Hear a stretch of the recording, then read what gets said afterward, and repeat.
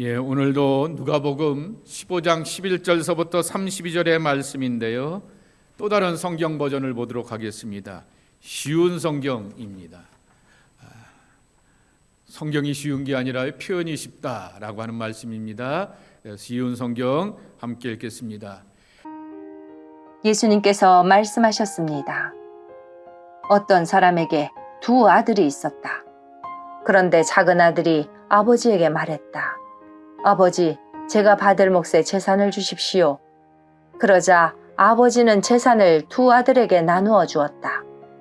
며칠 뒤에 작은 아들은 모든 재산을 모아서 먼 마을로 떠나버렸다. 거기서 그는 방탕한 생활을 하다가 재산을 다 날려버렸다. 모든 것을 다 써버렸을 때 그 마을에 큰 흉년이 들었다. 그래서 그는 아주 가난하게 되었다. 그는 그 마을에 사는 한 사람에게 가서 더부살이를 하였다. 집주인은 그를 들판으로 보내 돼지를 치게 하였다. 그는 돼지가 먹는 쥐엄나무 열매를 먹어 배를 채우고 싶은 마음이 간절했다. 그러나 주는 사람이 없었다. 그제서야 그는 제정신이 들어 말했다. 내 아버지의 품꾼들에게는 양식이 풍족하여 먹고도 남는데 나는 여기서 굶어 죽는구나. 일어나 아버지께 돌아가 말해야겠다. 아버지, 저는 하나님과 아버지 앞에 죄를 지었습니다. 저는 더 이상 아버지의 아들이라고 불릴 자격이 없습니다. 저를 아버지의 품꾼 가운데 하나로 여기십시오. 그 아들은 일어나 아버지에게로 갔다. 그 아들이 아직 먼 거리에 있는데 아버지가 그를 보고 불쌍히 여겨 달려가 아들을 끌어안고 입을 맞추었다. 아들이 아버지에게 말하였다. 아버지, 저는 하나님과 아버지 앞에 죄를 지었습니다. 저는 아버지의 아들이라고 불릴 자격이 없습니다. 그러나 아버지는 종들에게 말했다. 서둘러 가장 좋은 옷을 가져와서 아들에게 입혀라. 또 손가락에 반지를 끼워주고 발에 신발을 신겨라. 그리고 살진 송아지를 끌고 와서 잡아라. 우리가 함께 먹고 즐기자. 내 아들이 죽었다가 다시 살아났고 잃어버렸다가 다시 찾았다. 그래서 그들은 함께 즐기기 시작하였다. 그때 큰아들은 밭에 있었다. 그가 돌아와 집 가까이 다가왔을 때 음악 소리와 춤추는 소리를 들었다. 그는 종 하나를 불러 무슨 일인지를 물어보았다. 종이 아우님이 돌아오셨습니다. 무사히 건강하게 아우님이 돌아왔기 때문에 주인 어른께서 살진 송아지를 잡았습니다 하고 대답했다. 큰아들은 화가 나서 집에 들어가려고 하지 않았다. 그의 아버지가 밖으로 나와 큰아들을 달랬다. 큰아들은 아버지에게 말했다. 보십시오. 저는 수년 동안 아버지를 섬겨왔습니다. 그리고 한 번도 아버지의 명을 어기지 않았습니다. 그런데 아버지께서는 한 번도 저를 위해서 친구들과 즐기라고 염소 새끼 한 마리도 주신 일이 없었습니다. 그런데 장녀들과 함께 아버지의 재산을 다 써버린 아들이 집에 돌아오니까 아버지께서는 그를 위해 살진 송아지를 잡으셨습니다. 아버지가 그에게 말했다. 아들아, 너는 언제나 나와 함께 있었으니 내가 가진 모든 것이 내 것이 아니냐. 내 동생은 죽었다가 다시 살아났고 잃었다가 다시 찾았으니 우리가 즐거워하고 기뻐해야 하지 않겠느냐. 다른 복음서와 다르게 누가복음에는 잃어버렸다라고 하는 것에 대한 표현들이 많이 나오게 됩니다. 예를 들면은 누가복음 19장 10절 말씀에 예수님께서 삭개오의 집에 가셔서 그를 구원하시게 되면서 이렇게 선포하십니다. 인자가 온 것은 잃어버린 자를 찾아 구원하기 위함이다 라고 말씀하게 됩니다. 잃어버렸던 사람을 구원한다 라고 하는 것입니다. 잃어버렸다라고 하는 이 시라버 단어는 아폴루미라고 하는 것인데요. 사멸하다, 사라진다라고 하는 그러한 뜻을 담고 있는 것입니다. 산 사람인데 죽은 자처럼 공동체에서 세상 앞에서 무엇보다 하나님 앞에서 사라진 존재가 되게 되었는데 다시금 찾게 되었다라고 하는 것입니다. 그래서 여러분 잘 아듯이 누가복음 15장을 흔히 잃어버렸던 것들의 비유 말하게 됩니다. 잃어버렸던 양, 어느 목자에게 양 100마리가 있게 되었는데 그 중에 한 마리를 잃어라고 이렇게 말하게 되었습니다.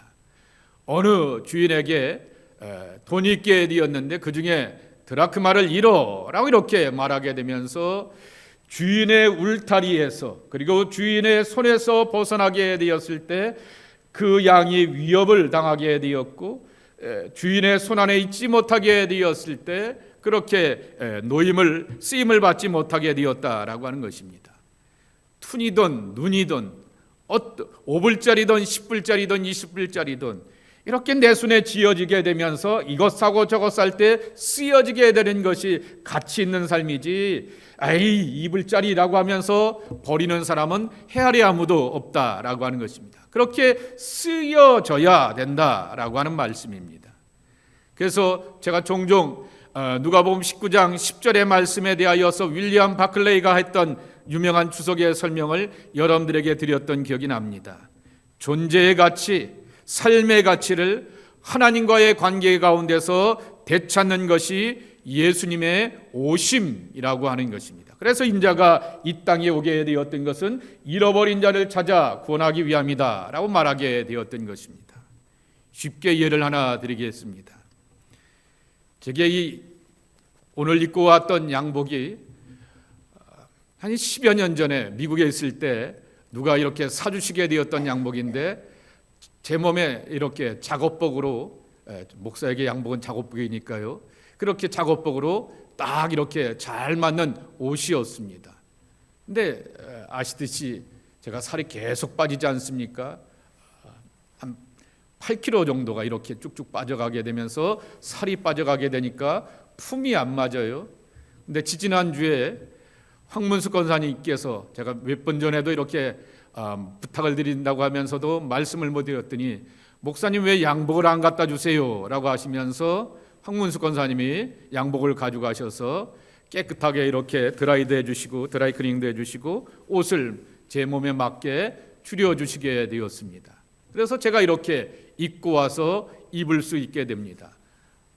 토론토 와서는 이것을 입었던 기억이 별로 이렇게 없었던 기억이 납니다. 점점 살이 빠져가다 보게 되니까 맞지가 않게 되었던 것이죠. 어거스틴의 표현대로 한다면 이런 말이 있지 않습니까? 당신 품 안에 있으면서 당신 안에 있지 못하였습니다 라고 하는 그 말처럼 당신의 옷장에 있게 되었는데 당신을 위해서 쓰이지 못하였던 것이 제 양복이었는데 정말 이제는 제 모양대로 쓰일 수 있게 되었다라고 하는 것입니다. 탕자의 이야기는 신학적인 풀이를 담아서 영어로 제목을 달게 되었을 때는 Two Lost Sons Story라고 하는 것입니다. 잃어버리게 되었던 두 아들의 이야기라고 하는 것입니다. 아버지에게 큰 아픔을 주고 많은 돈을 탕진하게 되었던 작은 아들을 우리는 당연히 탕자라고 여기는 외적인 탕자. 누가 보아도 저놈의 자식은 나쁜 놈이야, 지 아버지 가슴을 그렇게 후벼파고 재산을 가지고 뭘 해본 것도 아니고 다 까먹었어 라고 말하게 되면서 누구라도 다 비판하고 판단할 수 있는 그러한 탕자이기도 하게 되지만은, 아버지 집에 있으면서도 아버지에 있는 모든 것들과 그 사랑을 누리지 못하게 되었던 큰아들도 내면적인 탕자라고 하는 것입니다. 지난주에 이어 오늘 다시 한번 더 큰, 이렇게 한 번 더 큰아들의 모습을 통하여서 우리 신앙의 잃어버린 것에 관한 이야기를 나누고자 하는 것입니다. 그래서 오늘은 두 구절에 초점을 맞추어서 말씀을 함께 보았으면 좋겠습니다. 28절과 29절인데요. 우리 다시 한번 읽어보겠습니다. 28절, 29절 시. 큰아들은 화가 나서 집에 들어가려고 하지 않았다. 그의 아버지가 밖으로 나와 큰아들을 달랬다. 큰아들은 아버지에게 말했다. 보십시오. 저는 수년 동안 아버지를 섬겨왔습니다. 그것이 오늘 교제가 있게 되었던 탕부 하나님의 죄 사과를 이해하는 데 바탕이 된다라고 하는 것입니다. 오늘 교제를 제가 읽게 되면서 이렇게 제목을 달아보게 되었습니다. 자기 의로움에 감옥에서 해방되고 탈출해야 된다라고 하는 것입니다. 아브라함 이후 모세 이후 모든 믿음의 백성들은 탈출, 해방이라고 하는 것입니다. 지금의 자리에서 만족하지 말고 죄의 자리에 머물러 있지 않게 되고 해방과 탈출을 향하여 나와야 되는 것이 하나님의 백성이라고 하는 것입니다. 제4가의 제목은 부제의 설명에도 있는 것처럼 맏아들도 큰아들도 둘째 못지않게 잃어버렸던 존재이다라고 하는 사실인 것입니다. 이 교제의 내용을 저는 3가지로 요약하여서 설명을 드릴 수 있게 됩니다. 첫째로는 큰아들의 마음 가운데는 보상 심리가 있다라고 하는 것입니다. 아버지와의 관계를 보상 심리 가운데서 이해하게 되는 것입니다. 아버지를 위해서 내가 손해를 볼 수도 있고요, 몸이 다칠 수도 있고요, 여러 가지로 마음이 불편할 수도 있지만은 왜 그렇게 섬겨갑니까? 내 아버지이기 때문에, 그리고 아버지가 지금까지 나를 사랑해 주셨기 때문에라고 하는 사랑 관계가 아니라 오늘 이렇게 이만큼 일하게 되었으니 일당이 이만큼 나오겠지, 저 양반이 돈이 이만큼 갖고 있는 사람이니까 저 사람을 위해서 헌신하고 사랑하게 되었으니 제법 대가를 주겠지라고 하는 거래와 보상의 개념으로 이해하였다라고 하는 것입니다. 그래서 아버지와의 대화 속에서 스스로 대화를 단절하는 모습을 보여주게 되는 거죠. 그래서 look 이렇게 라고 하는 말 여러 번 기억하시죠? 이보세요, 이 양반이 왜 그래? 라고 하는 아버지를 향하여서 이보세요, 이 양반아 라고 이렇게 말하게 되는 그 표현을 쓸 수 없는데 쓰게 되었던 큰아들의 모습이라고 하는 것입니다.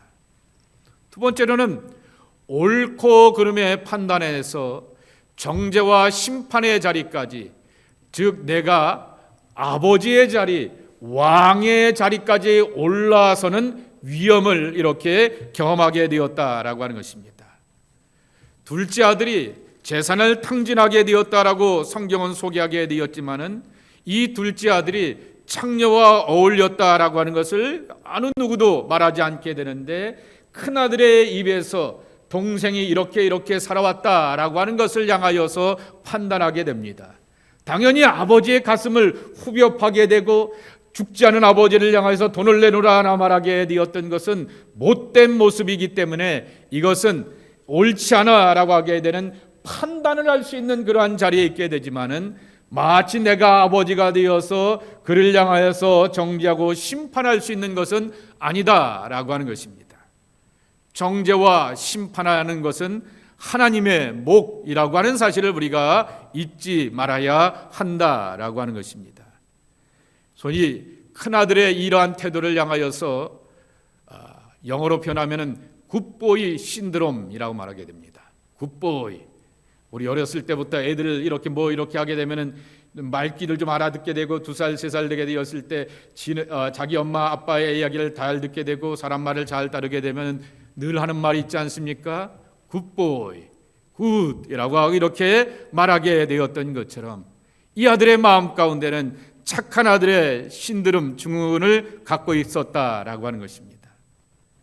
근데 제가 더 여기다가 살을 붙인다라고 말하게 되면은 이러한 태도와 반응이 주로 누구에게 많이 있냐고 하면은 우리 같은 종교인들, 저 같은 성직자들에게 제일 나타나게 되는 것입니다. 근데 더 문제가 되게 되는 것은 이 종교가 정치와 결합하게 되면은 더욱더 타락하는 모습을 보여주게 되는 것입니다. 과거에는 이념 전쟁이 있게 되었습니다. 자유주의와 공산주의의 그러한 진영 가운데서의 이데올로기의 싸움이 한창 있게 되었습니다. 그리고 이 소비에트 공화국이 붕괴되게 되면서 또한 유럽에도 그렇고 중국조차도 이렇게 개방의 사회로 쭉 나가게 되는 것을 보게 되면서 그 다음서부터 80년대서부터 2000년대까지는 소위 말하는 종교 전쟁이 일어나게 되었는데, 주로 이슬람 쪽에서 많이 일어나게 되었던 종교 전쟁이지만은 가만히 살펴보게 되면은 종족 간의 전쟁이었던 것입니다. 그래서 매일 새벽 예배 때마다 우리가 여호수아 프로젝트 가운데서 그 종족에 놓고 기도하게 되었던 이유가 여기 있는 것입니다. 내 종족 아닌 이상이라고 하는데 거기에는 종족 안에 자기들의 신앙과 그 인종의 것들이 함께 결합하게 되어서 아주 치열하고도 가혹한 그러한 싸움이 일어나게 되는 형편들을 우리가 지켜보게 되는 것입니다. 기독교 사상이 정말 그렇게 이념과 결합하게 되어서 그렇게 과격한 모습으로 드러나게 되는 것이 더욱더 무섭고 두려운 현실의 모습이라고 하는 것을 오늘 우리가 살아가는 삶의 자리 가운데서 경험하게 되는 것입니다. 세 번째는 탓의 문화라고 하는 것입니다. 누구 탓도 아니고 아버지의 잔치 속에서 아버지와 함께 즐기고 아버지 것이 다 내 것인데도 불구하고 나는 동생 때문에 누리지 못하고 고생만 이렇게 뼈 빠지게 하고 있다라고 말하게 되면서 자기 동생에게 이 탓을 돌리게 되는 그러한 것이 문제라고 하는 것입니다. 그런데 이 현상의 배후에는 자기 우월의식이 자리 잡고 있다라고 하는 것입니다. 나는 나이스해라고 말하죠. 나는 괜찮은 사람이야 라고 하는 것입니다. 근데 우리 집에는 얘가 문제야 라고 이렇게 말하게 되고 우리 공동체에는 이 사람이 문제야 라고 이렇게 말하게 되는 그러한 탓의 문화를 만들게 되어서 공동체 안에 분열을 만들어내게 되는 것이죠. 그가 화를 내면서 아버지가 호스트하게 되었던 잔치에 참여하지 않게 되었다라고 하는 것을 계시록의 입장에서 한번 생각해 보시기 바랍니다. 신랑과 신부가 천국잔치를 베풀어 놓치게 되어서 혼인잔치 속에서 잔치 밖의 사람이라고 하는 것은 구원 밖의 사람이 된다라고 하는 것입니다. 그렇게 살아가게 되는 것은 자신의 신앙과 삶의 틀을 바꾸지 않으려고 하게 되는 그러한 문제라고 하는 것입니다. 여기 여러분 교절을 읽어보시게 되면은 책 내용 중에 이러한 내용이 나오게 되는 것 하나 있지 않습니까? 알코올 중독자였던 동생이 술을 끊고 새롭게 살려고 하게 되었더니 그 형이 그것을 보게 되면서 항상 우리 집안에는 얘 때문에 문제였습니다. 얘 때문에 문제였습니다 라고 하면서 그를 비난하고 정죄하면 나는 그래도 집안을 위하여서 부모를 위하여 가족을 위하여서 이렇게 건강하게 살아오게 되었는데 얘가 그것을 끊고 새 삶을 살려고 하게 되니 그것에 향하여서 쟤 어쩌다가 한번 그럴 거고요. 또 술이 놓여져 있거나 뭐가 놓여져 있고 그런 환경에 있게 되면 또 그럴 것입니다 라고 하면서 그 삶의 변화를 용납하지 못하는 그 이야기를 우리가 기억하면서 혹시 내 모습이 그러한 모습이 아닐까라고 하는 것을 생각해 봐야 한다라고 하는 것입니다. 첫 번째로 큰아들이 보여주게 되었던 그 모습은 하나님의 은혜에 감격이 없는 신앙이 이러한 결과들을 만든다라고 하는 것입니다. 교제에는 두려움과 이기심이 신앙과 사역의 동기가 되게 되었을 때 맹종의 신앙이 된다라고 하는 것입니다. 신앙생활이 종종 짐과 부담으로 느껴지게 되는 것은 자발적인 동기가 아니라 하나님과의 깊은 사랑의 관계 속에서 맺어진 중심이 아니라 내가 목사이니까 내가 교회에 그렇게 직분을 맡고 있게 되니까 라고 하는 형식과 의무, 그리고 혹 정말 그런 일을 안 하지 않게 되면 하나님이 나를 향해서 심판하고 정말 우리가 흔히 말하게 되는 사람 막대기와 인생 채찍을 가지고서 치시지 않을까라고 하는 염려와 겁 때문에 그러한 사역을 감당한다라고 하는 것은 옳지 않다라고 하는 것입니다. 29절의 말씀에 보게 되면은 내가 여러 해 동안 아버지를 섬겨라고 하는 것을 NIV 성경에 보게 되면은 이렇게 표현하고 있는 것을 보게 됩니다. 내가 오랫동안 종으로서 노예로서 당신을 섬겨왔습니다 라고 이렇게 영어에 표현하고 있게 되는 것입니다. 노예처럼 종처럼 일했다라고 하는 표현은 하나님 앞에서 강요당하면서 그리고 또한 떠밀려 살아왔고 삶을 이뤄왔고 사역을 감당해 놓았다라고 하는 것입니다. 어느 누구도 우리가 부모이기 때문에 잘 압니다. 어느 누구도 자녀가 내 집에서 종처럼 살기를 원하는 부모는 없다라고 하는 것입니다. 인격적인 대우뿐만 아니라 사랑과 기쁨, 그리고 때로는 슬픔을 함께 나누는 가족이 되길 원하는 것이 모든 부모들과 모든 가족들의 한결같은 바람이라고 하는 것입니다. 성경에는 분명히 하나님은 공의와 정의의 하나님이다 라고 말하게 됩니다.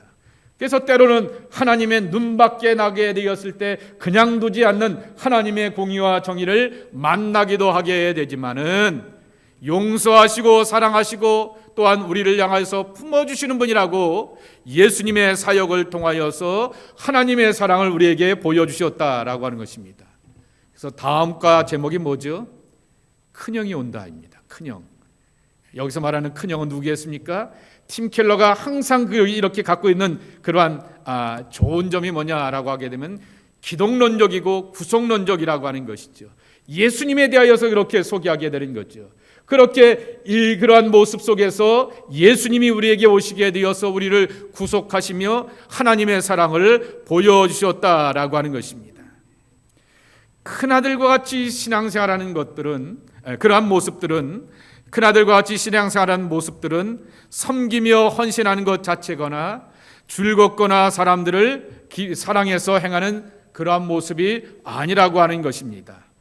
하나님을 기쁘시게 하기 위함이 아니라 사실은 자기 자신을 위하여서 베풀어가는 그러한 사역이라고 하는 것입니다. 마음 깊은 곳에 내가 이렇게 행동하지 않고 사역하지 않게 되면 하나님이 기뻐하지 않기 때문에 하나님이 나를 향해서 채찍을 드실까 봐라고 하는 그러한 두려움과 염려 가운데 하려면은 거기에는 감격이 없다라고 하는 것입니다. 때로는 우리가 불완전하고 온전치 못한 모습이 있게 되지만은 그럼에도 불구하고 받아주시고 품어주시는 하나님의 넉넉한 사랑으로 나아가는 것이 우리의 사역의 동기가 되고 신앙의 동기가 되어야 한다라고 하는 것입니다. 그러기에 우리의 신앙 속에서 두 번째 교훈입니다. 무거운 짐과 같은 신앙이 아니라 언제나 우리의 사역과 우리의 섬김과 우리의 믿음은 은혜가 바탕이 되어야 한다라고 하는 것입니다. 한편에는 두려움이 기초한 도덕적인 신앙이 무거운 짐과 같은 신앙생활을 만들어가기도 하게 되는 것입니다. 큰아들의 신앙의 여정에 문제가 되었던 것은 춤이 없습니다. 그를 향하여서는 축가 파티가 없게 되고 회복이 없게 되는 것이고 정말 이렇게 살찐 송아지를 잡아서 놀고 함께 즐기는 흥겸이 그의 사역에는 없었다라고 하는 것입니다. 우리가 하나님을 제대로 안 믿으면 하나님께서 벌 내리실 것이다라고 하는 두려움 가운데서 이 사역을 감당하게 되었다라고 하는 것입니다. 근데 이 원인이 뭘까라고 하는 것입니다. 팀 켈러가 이렇게 말하게 됩니다. 이런 부류의 신앙생활에는 뭐가 없었다고요? 사적인 기도 생활입니다. 프라이빗이라고 하는 말보다는 퍼스널이라고 하는 그런 말이 더 낫겠죠. 하나님과 나와의 사적인 기도 생활이 없었기 때문이다 라고 하는 말씀인 것입니다. 여러분, 사적인 기도 생활은 여러분의 성향 따라 다릅니다. 어떤 사람은 방언으로 기도하고 큰 소리 기도하고 어떤 사람은 조용히 기도하고 그런 여러분의 성향이고 그러한 모습입니다. 어떤 사람은 찬송하는 것이 좋아서 마음에 터치가 더 되는 경우도 있게 되고요. 어떤 사람은 성경책을 찾아보고 연구하고 우리 교회 어느 권사님처럼 맨날 쓰는 것을 좋아하는 사람들도 있습니다. 중요한 것은 그러한 사적인 기도 생활이 내게 자리 잡고 늘 일상이 되는 것이 참 중요하다라고 하는 것입니다. 그래야지 하나님을 만나게 되고 하나님의 음성이 들려오게 되는 것이고 내가 그렇게 고백하고 믿음으로 나가게 되었을 때 나만의 일방통행이 아니라고 하는 것입니다. 왜냐하면 내가 믿는 하나님은 살아계신 하나님이시기 때문에 반드시 내게 말씀하여 주시고 다가와 주시고 또한 감동 주시며 때로는 다그치고 깨우치어서 옳은 길로 바른 길로 인도해 주시는 사랑의 하나님이기 때문이다 라고 하는 것입니다. 그래서 경건은 거울 치료입니다. 하나님 앞에서 나를 보는 거울과 같다라고 하는 것입니다. 아이고 내 머리가 형편없네, 아이고 옷이 이렇게 구겨졌네 라고 하면서 거울을 보게 되면서 나를 보게 되는 것처럼 하나님께서 나에게 가르쳐 주시고 깨닫게 하여 주시며 달래주시는 그 모습을 보게 되는 것입니다. 그래서 내 모습을 비춰보게 되면서 하나님께서 어떻게 치료해 주시는지를 기대하며 나가는 이 믿음의 길이 바로 개인적인 치료생활, 신앙생활이라 이렇게 말할 수 있을 것입니다. 저는 말씀을 가만히 교제를 읽어보게 되면서 이렇게 결론을 내려보게 됩니다. 아마도 요한복음을 쭉 보면서 우리가 매일 성경도 요한복음이고요, 트리니티 성경 공부도 요한복음이기 때문에 그렇게 결론이 나게 되는 것을 보게 됩니다. 내가 들고 있던 큰아들이 특별히 갖고 있게 되었던 돌을 내려놓아야 한다라고 하는 것입니다. 성경에는 하나님의 백성들이 돌을 들어야 될 때가 있고 돌을 내려놓아야 될 때가 있다라고 하는 것을 기억하게 되는 것입니다. 요한복음을 보게 되면은 예수님께서 돌 맞을 기회가 참 많았던 것을 보게 됩니다. 자칭 하나님의 아들이라고 말하게 되면서 신성 모독 가운데서 그렇게 뒤집어 쓰게 되면서 돌 맞을 기회가 많게 되었지만은 그 자리를 피하면서 계속해서 자기 자신을 선포하게 되면서 나는 뭐다라고 하는 그러한 말씀을 나누게 되는 것입니다. 그리고는 한 사람을 데리고 와서는 돌을 들고는 쳐서 죽일 준비를 하게 되는 것입니다.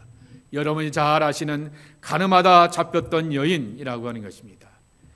나는 이 말씀을 보면서 화가 나는 것은 가늠은 혼자 하나보다라고 생각하는 것입니다. 왜 여인만 잡혀오게 되고 그 남자는 도대체 어디 갔느냐라고 하는 것을 생각해 보게 되는데, 예수님께서 그들에게 대답하시게 되었던 것은 너희 중에 죄 없는 자가 돌을 치라라고 말하게 되니까 그들은 스스로 돌을 내려놓게 되면서 다 피하여 가게 되었다라고 하는 것입니다. 이처럼 공관복음서와는 다르게 요한복음에는 이렇게 돌을 치면서 예수님을 치려고 하는 장면들이 많이 나오게 됩니다. 주로 그것을 선동하게 되었던 사람들은 바리새인이라고 하는 것입니다. 신앙이 내면의 힘과 평안을 잃어버리게 되면은 돌을 드는 것 같은 자리의 신의 교리와 자신의 종교를 정당화하면서 돌을 드는 종교 이념을 만들어내게 되는 것입니다. 개인이들 뜻도 있고요, SNS에서 분리하면서 누군가를 향하여서 이렇게 돌을 들 때도 있고요, 그리고 공동체 안에서 이렇게 누군가를 향하여서 분리하게 되면서 돌을 들 때도 있고요, 때로는 미사일을 가지고서 돌을 드는 그러한 나라들도 있는 것을 보게 되는 것입니다. 그런데 돌을 내려놓는 그러한 이념들을, 그러한 신앙의 그러한 자세들을 내려놓게 되면서 때로는 우리에게는 돌을 들어야 될 때가 있는 것도 함께 배우게 되는 것입니다. 그것은 우리는 다윗을 통하여서 배우게 되는 것입니다.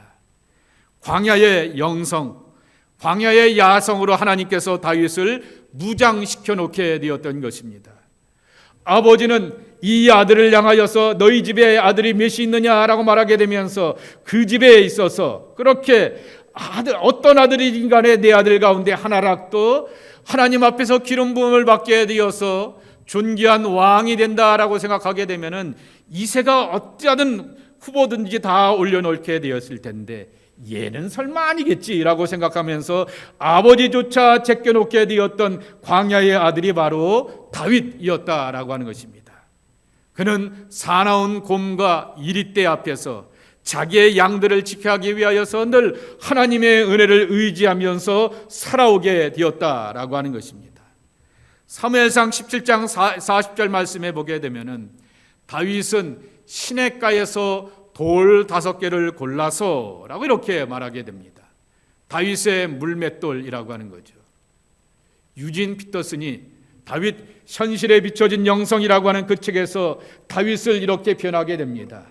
시냇가에 흘러가게 되었던 그 물 속에 있게 되었던 그러한 돌과 같이 다윗의 거칠고 모듬나게 이렇게 되었던 것들이 다 걸러지는 시간과 세월들이 광야의 영성을 거치면서 다듬어지게 되었다라고 하는 것입니다.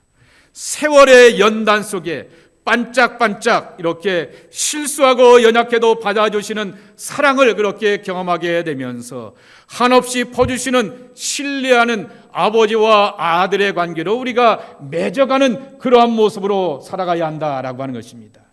큰아들의 모습을 내려놓고 돌든 모습을 내려놓게 되고 아버지로부터 나는 받을 자격이 있게 되고 누릴 자격이 있고 아버지와 더불어서 잔치 자리에 참여할 수 있는 그러한 관계로 나가야 한다라고 하는 것입니다.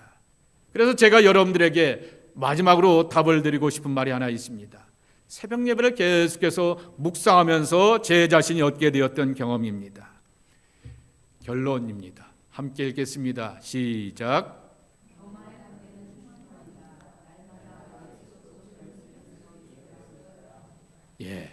큰아들은 교만하였습니다. 그래서 정죄하게 되고요, 판단하게 되었고요, 돌을 들고 이놈의 자식 언제든지 돌 맞아 죽을 놈이라고 이렇게 생각하게 되었습니다. 근데 우리에게 필요한 것은 충만이라고 하는 것입니다. 예수로 충만하고요, 말씀으로 충만하고요, 그분의 사랑으로 충만하고요, 그분의 거룩한 것으로 나를 치어가게 되었을 때 내 안에 어둠의 그림자를 내려놓게 되면서 하나님 앞에서 온전하게 살아갈 수가 있다라고 하는 것입니다.